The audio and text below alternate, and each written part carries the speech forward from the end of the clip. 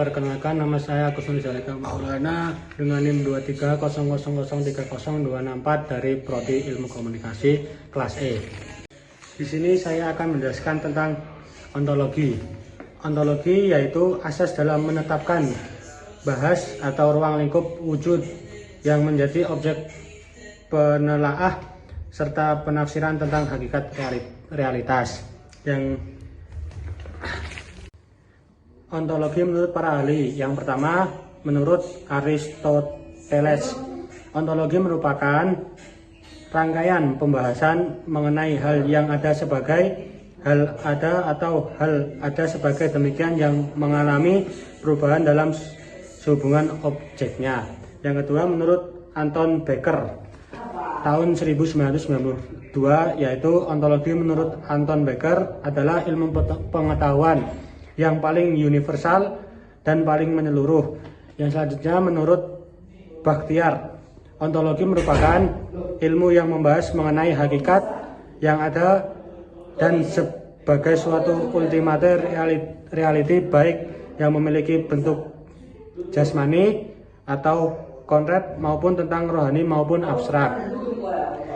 Selanjutnya, epistemologi. Epistemologi merupakan salah satu cabang filsafat yang membahas tentang suatu hakikat, makna, kandungan, sumber, dan proses ilmu. Epistemologi menurut para ahli. Yang pertama, menurut Ahmad Syarif Zubair berpendapat bahwa epistemologi merupakan suatu ilmu yang secara khusus mempelajari dan mempersoalkan secara dalam mengenai apa itu pengetahuan. Menurut Dagobert Runes berpendapat bahwa pengertian epistemologi menjadi salah satu cabang ilmu filsafat yang mengenai sumber pengetahuan. Menurut Mujamin Khomar, makna dari epistemologi merupakan salah satu bagian dari filsafat yang mempelajari pengetahuan manusia.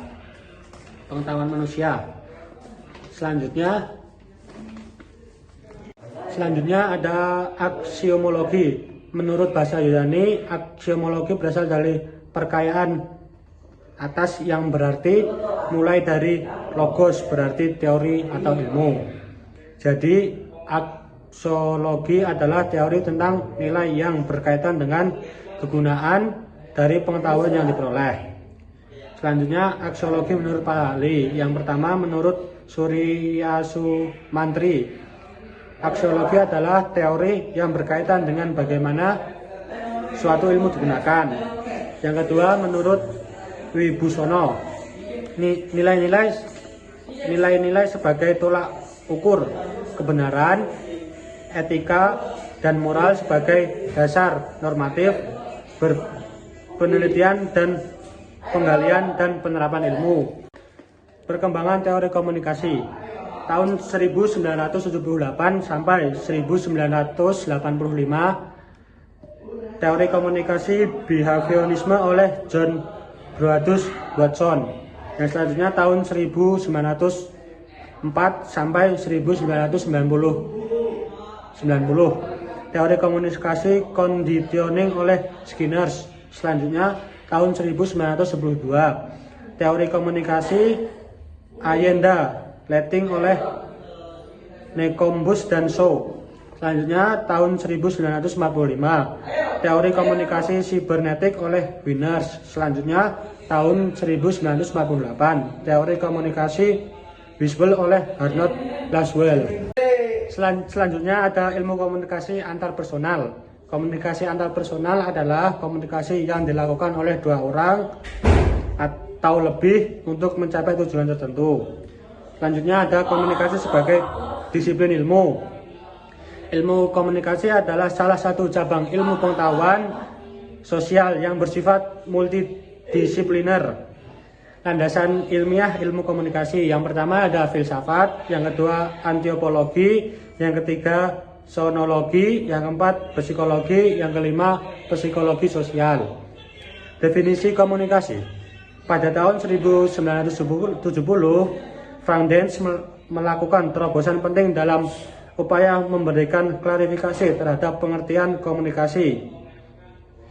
Ia menemukan 3 hal diferensiasi konseptual kritis, yaitu yang pertama, dimensi level observasi, yang kedua, dimensi kesengajaan, yang ketiga, penilaian normatif.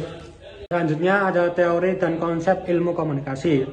Teori komunikasi adalah serangkaian konsep, prinsip, dan model yang digunakan untuk menjelaskan bagaimana komunikasi itu terjadi, dipahami dalam berbagai konteks. Teori komunikasi dibagi menjadi 4, yaitu teori kognitif, yang kedua teori interpretatif dan kritis, yang ketiga teori-teori interpretatif, yang keempat teori komunikasi kritis. Yang selanjutnya, konsep komunikasi. Konsep komunikasi mencakup berbagai dimensi yang penting dalam proses komunikasi. Yang selanjutnya ada paradigma fakta sosial. Menurut Thomas Kuhn, paradigma adalah pandangan yang mendasar tentang apa yang menjadi pokok percobaan dalam ilmu sosial tertentu. Tokoh paradigma definisi sosial antara lain Karl Marx tahun 1818 sampai 1883. Yang kedua Emile Durkheim yang pada tahun 1858 sampai 1917. Selanjutnya ada Volkov Parson tahun 1902 sampai 1979. Selanjutnya ada Robert King Merton pada tahun 1910. Teori struktural fungsional. Tujuan utama pemuatan teori integritas konsensif atau fungsional ini tidak lain agar pembaca lebih jelas dalam memahami masyarakat secara integral. Yang selanjutnya ada teori struktural konflik. Teori ini dipaparkan dalam rangka memahami dinamika yang terjadi dalam masyarakat. Paradigma definisi sosial. Paradigma definisi sosial berbeda dengan paradigma fakta sosial. Teori paradigma definisi sosial ada 2, yaitu teori Peter Ludwig Becker dan yang kedua teori interaksi simbolis.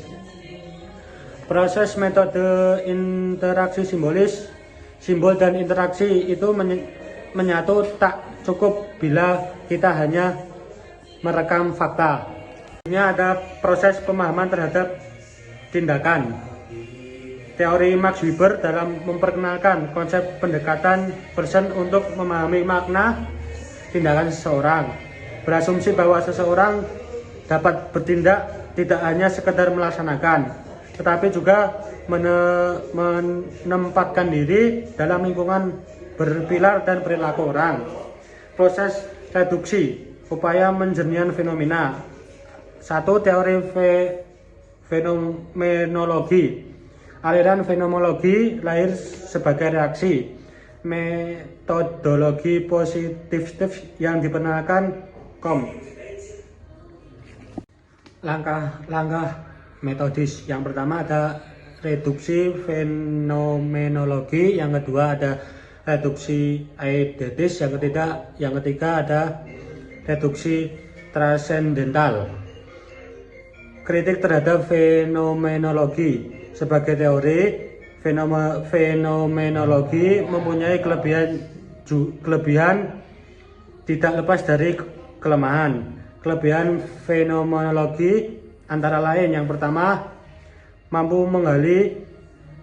Yang kedua, lebih cermat dalam menyimpulkan sesuatu. Yang ketiga, mampu menggali dunia subjektif yang unik, aktif secara interpretatif. Yang keempat, mampu menjanjikan makna-makna yang berkembang di luar makna umum.